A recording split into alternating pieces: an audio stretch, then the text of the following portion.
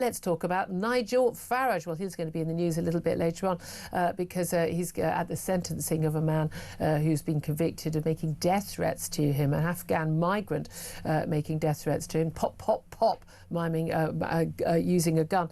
And we'll be hearing from Nigel Farage after that sentence is handed down. But he's also in the news for talking about the economy. No, it's not just about immigrants, it's about the economy too. And he's condemned the Cretins, he says, have been running the economy. Well, let's talk about this with our friend from the station here. Russell Quirk is now a Reform UK councillor. Very good morning to you.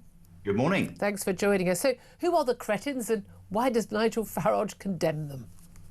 Well, the Cretins are clearly the Labour government, the front bench, Rachel Reeves. I mean, she's kind of Queen Cretin, isn't she, really, insofar as her managing or otherwise, big inverted commas, of the economy. But also you have to say the Conservatives, Julia, don't you, insofar as their previous 3 or 4 years tenure in particular, kind of post-COVID, you know, what we saw from the Conservatives and then the baton was handed to Labour was very much excessive borrowing. I mean, we're now borrowing £150 billion a year at a cost in interest terms that is absolutely astronomical.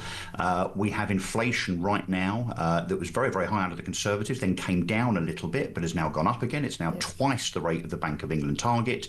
But most worrying, really, is the lack of GDP growth. So the Labour government are trumpeting how well they're doing because we are a nation that actually has positive GDP compared to, fun enough, France and Germany, who are in the doldrums. But the reality is GDP growth in Q2 2025 was half that in the UK of Q1. But the biggest problem is unemployment.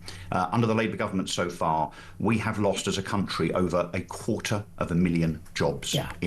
I mean, and unemployment was up this morning by a small amount, but up to 4.8%. Job vacancies down. Average wage growth is still just below 4.7%. And payroll to employment flatlining. I mean, none of it's good, given that steely focus on growth that we've heard so much about from Rachel Reeves and Keir Starmer ahead of last year's election. Yeah, well, what we're seeing, unfortunately, I mean, you know, without a wry smile here, is growth in the wrong things. You know, growth in unemployment and growth in borrowing and growth in inflation are not really the look that we are seeking, so to speak. You know, look, we have a huge issue here in terms of, A, the ideology of the Labour front bench in terms of their sixth form-like politics, frankly, where they want to dish out money left, right and centre on tax the wealthy. Yeah, crazy things like net zero, giving other countries money for climate change. I mean, that's lunacy. And of course, public sector pay increases. You know, whatever happened to those doctors, by the way? Have they been quietly given that 23%? I suspect Wes Streeting is busy doing an under-table deal with them as we speak. So all of this excessive spend and at the same time scaring wealth creators and entrepreneurs and business people out of the country. You know, that Henley report that we've seen, which states that as many as 16,000 millionaires will be leaving Britain this year. And I know that the left think that's a brilliant thing. You know, what a result that we're getting rid of all these horrible people in their Lamborghinis. Well, I've got news for you, left.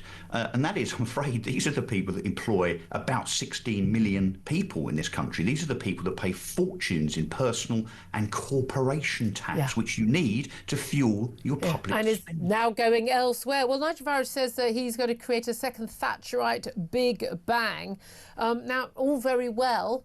How is he going to do it? Bearing in mind an awful lot of the pledges, it wasn't a formal manifesto last time round, we know, and he's made various announcements. You know, he wants to sort of end the 2-child cap of benefits. I mean, insane policy. I've had a go at him personally on that.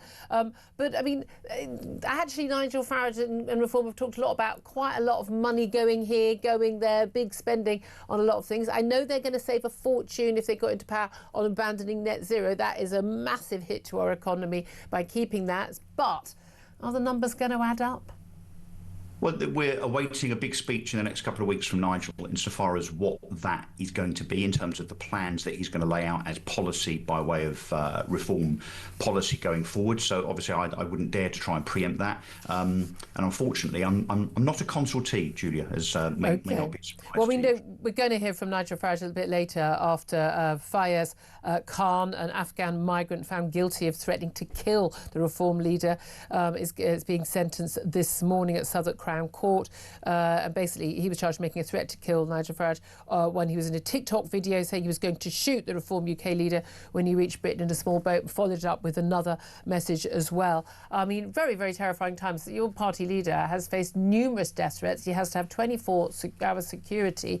And an awful lot of people in the mainstream and the left just seem to be remarkably unbothered by this. Well, and also, Julia, as you, I'm sure, know, in the last 24 hours, a Reform Council leader, 19-year-old, attacked in the street because it would seem, because of the link there between that attack potentially and what that attacker said and what Keir Starmer has said in speeches in recent days, you know, kind of promoting on Keir Starmer's part, you know, division and a bit of hatred.